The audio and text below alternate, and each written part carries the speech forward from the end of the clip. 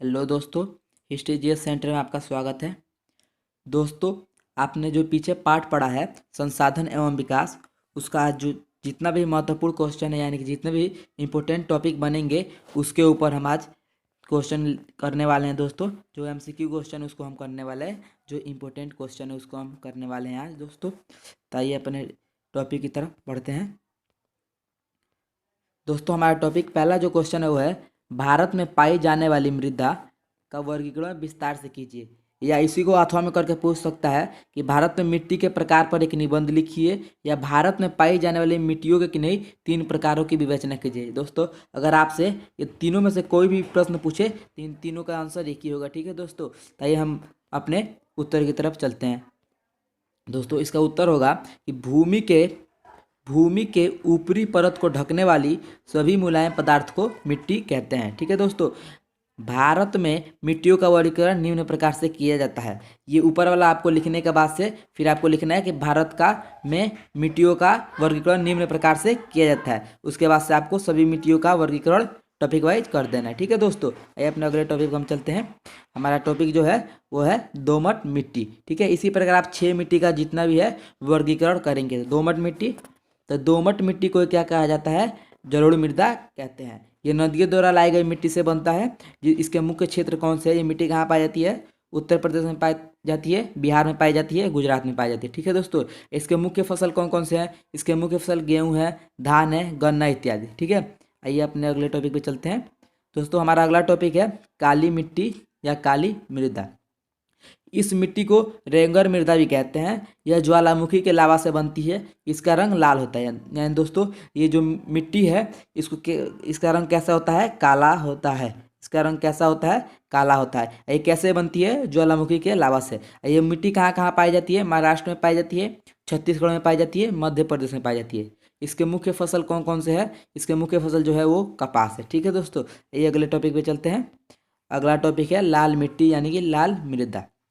तो लाल मिट्टी को क्या कहा जाता है? पीली मिट्टी कहा जाता है। यह आग्नेय शैलों से बनती है। मृदा कैसे बनती है? आग्नेय शैल से। इनमें लौह तत्व की मात्रा अधिक होती है। जब इसमें जलायोजन किया जाता है तो मिट्टी पीली दिखाई देती है। पीली कब दिखाई देती है? जो इसमें पानी का प्रभाव पड़ता है, यानी कि इस मिट्टी में पानी डाला जाता है तो मिट्टी कैसी दिखाई देती है? पीली दिखाई देती है। इसके जो मुख्य क्षेत्र कौन कौन से है? उड़ीसा है, छत्तीसगढ़ है, आंध्र प्रदेश, यानी कि ये 3 जगहों पे कौन सी मिट्टी पाई जाती है?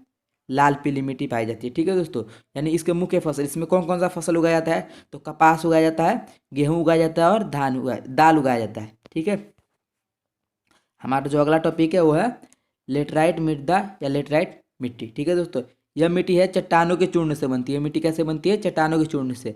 यह मृदा ईंट की तरह लाल होती है। इसका रंग कैसा होता है? ईंट की तरह लाल होता है। ये कहाँ कहाँ पाई जाती है?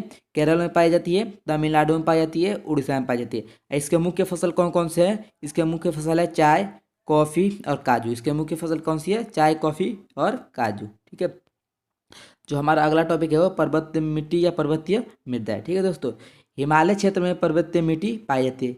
पर्वतीय मिट्टी कहाँ पाई जाती है? हिमालय क्षेत्र में। ठीक है, यह इस मृदा में कंकड़ पत्थर से युक्त होती है। यानी कि ये मृदा कैसी होती है? कंकड़ और पत्थर से बनी होती है। कंकड़ और पत्थर से, कंकड़ और पत्थर से बनी होती है। ठीक है, ये कहाँ कहाँ पाई जाती है? हिमाचल प्रदेश में पाई जाती है और उत्तराखंड में पाई जाती है। इसमें कौन कौन सा फसल बोया जाता है? इसमें चाय बोया जाता है, आलू बोया जाता है और धान बोया जाता है। ठीक है, आइए अगले टॉपिक पे चलते हैं। जो अगला टॉपिक हमारा क्या है? मरुस्थलीय मृदा या मरुस्थलीय मिट्टी। तो इसमें उपजाऊ शक्ति कम होता है। इसमें कौन सी शक्ति कम होता है? उपजाऊ शक्ति, यानी कि इसमें फसल उगाने की जो क्षमता होती है बहुत ही कम होती है। इसमें बालू की प्रधानता अधिक होती है। इसमें सबसे अधिक किसकी मात्रा होती है? बालू की। ठीक है, ये जो इसके मुख्य क्षेत्र कौन कौन से है? राजस्थान के दक्षिणी भाग और दक्षिणी पंजाब में पाई जाती है। यानी कि जो पंजाब का दक्षिणी हिस्सा है उसमें ये मिट्टी पाई जाती है। इसमें कौन सा फसल बोया जाता है? इसमें मुख्य रूप से कौन सा फसल बोया जाता है? तो ज्वार बाजरा है। ठीक है, आइए हम अपने अगले टॉपिक पे चलते हैं। हमारा अगला टॉपिक है मृदा अपरदन क्या है? दूसरा क्वेश्चन हमारा क्या है? मृदा अपरदन क्या है? तो भूमि के ऊपरी परत के कटाव को मृदा अपरदन कहते हैं। मृदा अपरदन किसको कहते हैं? भूमि के ऊपरी परत के कटाव को मृदा अपरदन कहते हैं। ठीक है, अब मृदा अपरदन को जो तीसरा क्वेश्चन है हमारा वो क्या है? मृदा अपरदन को रोकने के उपाय लिखिए। तो मृदा अपरदन को कैसे रोका जा सकता है? बांध बनाकर रोका जा सकता है, खेती की मेड़बंदी करके रोका जा सकता है, वृक्ष लगा के रोका जा सकता है, पशुओं के चराने में रोक लगा के रोका जा सकता है, जल निकास की व्यवस्था करके रोका जाता है। ठीक है दोस्तों, ये अपने अगले टॉपिक पे चलते हैं दोस्तों। हमारा अगला टॉपिक क्या है, मृदा प्रदूषण के कारण क्या है। मृदा प्रदूषण के कारण क्या है, तो खेतों को जोत कर परती छोड़ देना। खेतों को जोत कर परती छोड़ देते हैं तो क्या होता है, मृदा प्रदूषण होता है। खेतों में पशुओं को चराना है, खेतों में पशुओं को चराया जाता है, उससे क्या होता है, मृदा प्रदूषण होता है। खेतों की मेड़बंदी ना करना, अगर खेतों में मेड़बंदी नहीं किया जाता है तो उससे क्या होता है, मृदा प्रदूषण होता है। खेतों में जल निकास का उचित व्यवस्था न करने, यानी खेतों में जल निकासी का उचित व्यवस्था नहीं करने से क्या होता है, मृदा प्रदूषण होता है। ठीक है, अगला टॉपिक हमारा है जो यानी पांचवा क्वेश्चन क्या है हमारा, सतत पोषणीय विकास क्या है। ठीक है दोस्तों, तो विकास संसाधनों को बिना नुकसान पहुंचाए किया जाए उसको क्या बोलेंगे हम लोग, सतत पोषणीय विकास। इसमें जो इंपॉर्टेंट टॉपिक है वो क्या है, इस विकास जिससे आने वाली पीढ़ियों को कोई नुकसान ना पहुंचे, यानी कि विकास इस प्रकार किया जाए जिससे आने वाली जो पीढ़ी है उसको कोई नुकसान ना पहुंचे। ठीक है, हम अपने अगले टॉपिक पे चलते हैं। अगला टॉपिक है पृथ्वी सम्मेलन क्या है, यानी क्वेश्चन नंबर 6 क्या है, पृथ्वी सम्मेलन क्या है। तो यह सम्मेलन ब्राजील के एक शहर रियो डी जेनेरो में 1992 में हुआ था। यह सम्मेलन कब हुआ था, ब्राजील के एक शहर रियो डी जेनेरो में 1992 में हुआ था। ठीक है दोस्तों, इसका उद्देश्य क्या है, इसका उद्देश्य है पर्यावरण संरक्षण, यानी इसका उद्देश्य क्या है इस सम्मेलन का, पर्यावरण संरक्षण। ठीक है, आइए अगले क्वेश्चन की तरफ चलते हैं। हमारा अगला क्वेश्चन है क्वेश्चन नंबर 7, एजेंडा 21 क्या है। एजेंडा 21 क्या है, यानी कि एजेंडा 21 को ब्राजील के एक शहर रियो डी जेनेरो में 1992 में हुई बैठक में क्या मिला, स्वीकार किया गया। यानी कि जो एजेंडा 21 है ना, एक ब्राजील का शहर है रियो डी जेनेरो, क्या है ब्राजील का शहर रियो डी जेनेरो, उसमें 1992 में इसको क्या मिला, स्वीकृति मिला। इसका उद्देश्य क्या है, पर्यावरण संरक्षण, यानी कि उसका उद्देश्य क्या है, पर्यावरण का बचाव करना। ठीक है दोस्तों, यानी सतत पोषणीय विकास का ये इसका उद्देश्य है। इसका उद्देश्य क्या है, सतत पोषणीय विकास। ठीक है, ये अपने अगले टॉपिक पे चलते हैं। हमारा अगला टॉपिक है क्वेश्चन नंबर यानी कि 8 है क्या, भारत में भू संसाधन का वर्णन कीजिए। ठीक है, तो भारत में अब देखेंगे क्वेश्चन नंबर 8, यानी कि भारत में भू संसाधन का वर्णन कीजिए। ठीक है दोस्तों, तो भारत में भू संसाधन को कितने भागों में बांटा गया है, 3 भागों में बांटा गया है, मैदानी क्षेत्र, पठार क्षेत्र और पर्वतीय क्षेत्र। ठीक है दोस्तों, तो मैदानी क्षेत्र कितना है भारत में, 43%। मैदानी क्षेत्र कितना है, 43% है, और पठार कितना है, 30% है। पठार कितना है, 30% है, और पर्वत कितना है, 27% है। पर्वत कितना है, 27% है। ठीक है दोस्तों, यह इस मृदा की क्या विशेषता है, तो यह भूमि कृषि और उद्योगों के लिए सुविधाजनक है। यह भूमि किसके लिए सुविधाजनक है, कृषि और उद्योगों के लिए। इस भूमि पर पर्यटकों के लिए सुविधाजनक है। पठार किसके लिए सुविधाजनक है, पर्यटक के लिए। पठार किसके लिए सुविधाजनक है, पर्यटक के लिए। ठीक है दोस्तों, ये पारिस्थितिकी के लिए भी बहुत ही महत्वपूर्ण है, यानी कि ये पर्यावरण के लिए भी ये भूमि बहुत ही महत्वपूर्ण है। ठीक है दोस्तों, पर्वत कितने परसेंट है, 27% है। इसमें खनिज, जीवाश्म और ईंधन तथा वनों का अपार संचयन होता है। इसमें मुख्य रूप से क्या पाया जाता है, खनिज पाया जाता है, जीवाश्म पाया जाता है और ईंधन पाया जाता है। ठीक है, आइए अब हम अपने अगले टॉपिक पे चलते हैं दोस्तों।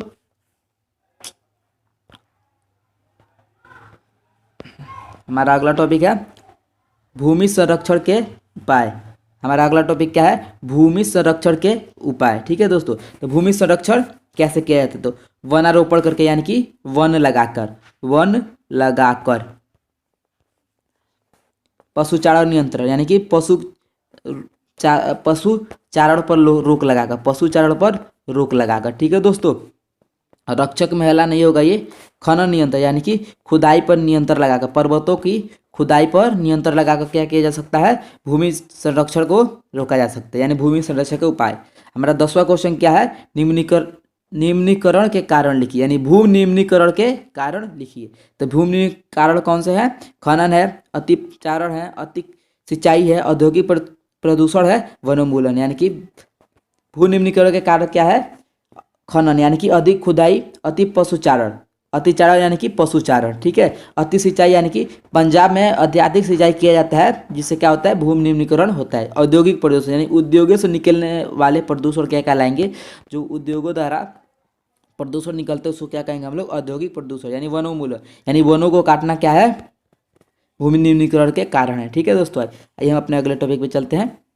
हमारा अगला टॉपिक है संसाधन संरक्षण क्या है, यानी कि संसाधन संरक्षण क्या है या संसाधन संरक्षण क्यों आवश्यक है। तो संसाधनों का उचित प्रबंध, ताकि जल, भूमि तथा वनस्पति एवं मृदा इस प्रकार से प्रयोग करना कि भावी पीढ़ी का जरूरतों का भी ख्याल रखा जाए, यानी कि संसाधनों का इस प्रकार से उपयोग करना, यानी कि संसाधनों का इस प्रकार से उपयोग करना कि जो आने वाली पीढ़ी है, जो आने वाली पीढ़ी है उसको कोई नुकसान ना पहुंचे और उसको भी संसाधन क्या हो सके, मिल सके।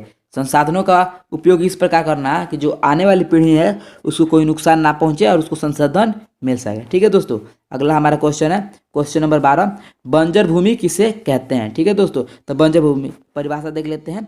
पहाड़ी चट्टानी सूखी और मरुस्थलीय भूमि को क्या कहा जाता है, बंजर भूमि कहते हैं। पहाड़ी चट्टानी सूखी और मरुस्थलीय भूमि को क्या कहते हैं, बंजर भूमि कहते हैं। क्वेश्चन नंबर 13 है, भारत में कौन सी मृदा अधिक पाई जाती है। तो भारत में जलोढ़ मृदा अधिक पाई जाती है। ठीक है दोस्तों, आइए अपने अगले प्रश्न पे चलते हैं। दोस्तों ये क्वेश्चन नंबर 14 है। ठीक है दोस्तों, ये थोड़ा मिस्टेक हो गया लिखने में, चलिए इसको 12 ही मानिए। संसाधनों का वर्गीकरण विस्तार से कीजिए। तो इसमें हम क्या लिखेंगे, संसाधनों को निम्न आधारों पर वर्गीकृत किया गया है। ठीक है, हम बता देते हैं कौन कौन से। तो संसाधनों को पहला तो उत्पत्ति के आधार पर वर्गीकृत किया गया। तो इसमें क्या लिखिएगा आप, जो उत्पत्ति के आधार पर संसाधन है वो कितने प्रकार का होता है, 2 प्रकार का। कौन सा, जैव संसाधन। इन संसाधनों की प्राप्ति कहाँ से होती है, जीवों से होती है। जो जैव संसाधन है उनकी प्राप्ति कहाँ से होती है, जैव मंडल से होती है। यानी कि जो सजीव संसाधन, जो सजीव वस्तु है उसी को क्या कहा जाता है, जैव संसाधन। इसमें जीवन पाया जाता है। इसके उदाहरण कौन कौन से है, वनस्पति है, पशु है और जैव संसाधन। ठीक है, ऐसा संसाधन जो निर्जीव वस्तु से बने, यानी जिनमें जीवन नहीं पाया जाता है, जिसमें जीवन नहीं पाया जाता है, नहीं पाया जाता है उसको क्या बोलेंगे हम लोग, अजैव संसाधन। उदाहरण के लिए ले चट्टाने, धातु। ठीक है, जो इसका अगला है वो क्या है, समाप्यता के आधार पर संसाधन। ठीक है, तो नवीकरणीय योग्य संसाधन, यानी कि ऐसा संसाधन जिन्हें भौतिक, रासायनिक या यांत्रिक विधियों द्वारा पुनः बनाया जा सके उसको हम क्या कहेंगे, नवीकरणीय योग्य संसाधन। ठीक है, जैसे सौर ऊर्जा, पवन ऊर्जा। ठीक है, अनवीकरणीय योग्य संसाधन, ऐसा संसाधन जो लंबे अंतराल के बाद बनता है, जैसे खनिज, जीवाश्म ईंधन। ठीक है दोस्तों, हम अपने अगले टॉपिक पे चलते हैं। जो इसका अगला 13वां क्वेश्चन था, उसका जो अगला टॉपिक क्या है, स्वामित्व के आधार पर संसाधन। यानी कि स्वामित्व के आधार पर संसाधन कितने प्रकार के होते हैं दोस्तों, 4 प्रकार के होते हैं। ठीक है, पहला क्या है, व्यक्तिगत संसाधन, यानी कि ऐसा संसाधन जिस पर किसी निजी व्यक्ति का स्वामित्व, यानी किसी निजी व्यक्ति का अधिकार हो, उसको हम क्या बोलेंगे, स्वामित्व के आधार पर संसाधन। ठीक है, जैसे घर, भूमि। दूसरा, सामुदायिक संसाधन, यानी ऐसा संसाधन जिसपे एक समुदाय का स्वामित्व हो, यानी कि ऐसा संसाधन जिसपे एक समुदाय का अधिकार, किसका अधिकार हो, समुदाय का। किसका अधिकार हो, समुदाय का। ठीक है, जैसे शमशान भूमि, तालाब और चारागाह। आइए अगले इसके टॉपिक पे चलते हैं। स्वामित्व के आधार पर संसाधन का जो तीसरा पार्ट है वो क्या है, ऐसा संसाधन जिस पर देश के सरकार का स्वामित्व हो, यानी कि ऐसा संसाधन जिस पर देश के सरकार का स्वामित्व हो उसको क्या बोलेंगे हम लोग, राष्ट्रीय संसाधन। जैसे खनिज, जल संसाधन। ठीक है, जल संसाधन और वन। चौथा, अंतर्राष्ट्रीय संसाधन, ऐसा संसाधन जो किसी देश के तट रेखा से 200 समुद्री मील दूर है। यानी कि मान के चलिए भारत का तट रेखा है। ठीक है, यहाँ से 200 समुद्री मील के दूरी में अगर संसाधन पाया जाता है तो किसका होगा, वो भारत का होगा। परंतु 200 समुद्री मील से आगे रहेगा तो वो संसाधन किसका होगा, वो संसाधन अंतर्राष्ट्रीय संसाधन होगा। ठीक है, आइए हम अपने अगले टॉपिक चलते हैं। जो हमारा अगला टॉपिक क्या है, विकास के स्तर के आधार पर संसाधन। तो जो विकास के स्तर के आधार पर संसाधन है वो 4 प्रकार का होता है। पहला क्या है, संभावी संसाधन, यानी कि ऐसा संसाधन जो किसी प्रदेश में विद्यमान हो परंतु उनका उपयोग नहीं किया जा रहा है। यानी कि वहाँ पे कोई संसाधन है, किसी राज्य में वो संसाधन उपलब्ध है परंतु उसका उपयोग नहीं किया जा रहा है। जैसे पश्चिमी राजस्थान में सौर ऊर्जा, गुजरात में पवन ऊर्जा। ठीक है, दूसरा है विकसित संसाधन, यानी कि ऐसा संसाधन जिनका सर्वेक्षण किया जा चुका है और उनके उपयोग की मात्रा निर्धारित की जा चुकी है। यानी ऐसा संसाधन जिसको खोजा भी जा चुका है और उसका उपयोग भी हम कर रहे हैं। जैसे मैं एक ले लीजिए, पेट्रोलियम। क्या है, पेट्रोलियम। ठीक है दोस्तों, आइए इसका तीसरा देख लेते हैं भाग। इसका तीसरा भाग क्या है, भंडारण। पर्यावरण में उपलब्ध हुए सभी पदार्थ जो मानव की आवश्यकताओं की पूर्ति करते हैं लेकिन तकनीक के अभाव से पहुँच से बाहर है। ठीक है, यानी हमारे पास वो वस्तु है परंतु हम किसी ना किसी तकनीक के कारण से उसे उपयोग नहीं कर सकते हैं। जैसे H2O में ऑक्सीजन है परंतु हम इसका उपयोग नहीं कर सकते हैं। H2O में क्या है, ऑक्सीजन है ना, इसमें इसका हम उपयोग नहीं कर सकते। ठीक है, चौथा है संचित कोष। यह भंडारण का ही हिस्सा है, तकनीक द्वारा उपयोग में लाया जा सकता है परंतु इनका उपयोग अभी शुरू नहीं किया गया। यानी कि ऐसा संसाधन जिसे हम किसी न किसी तकनीक द्वारा उपयोग में तो ला सकते हैं परंतु अभी इसको हम उपयोग नहीं कर रहे हैं। ठीक है, जो हमारा 14वां क्वेश्चन है वो क्या है, मिट्टी के किन्हीं दो महत्वों का वर्णन कीजिए। ठीक है दोस्तों, तो मिट्टी के जो पहला महत्व है वो क्या है? मृदा कृषि का आधार है। जो मिट्टी है किसका आधार है? कृषि का आधार है। जो कृषक लोग हैं उनके लिए सबसे महत्वपूर्ण क्या है? मिट्टी है। ठीक है, और दूसरा क्या है? मृदा मनुष्य के जीवन का आधार है। मनुष्य अपना जितना भी क्रियाकलाप होता है वो किस पे करता है? मृदा पे करता है। ठीक है दोस्तों, उद्योग किस पे लगाता है? मृदा पे लगाता है।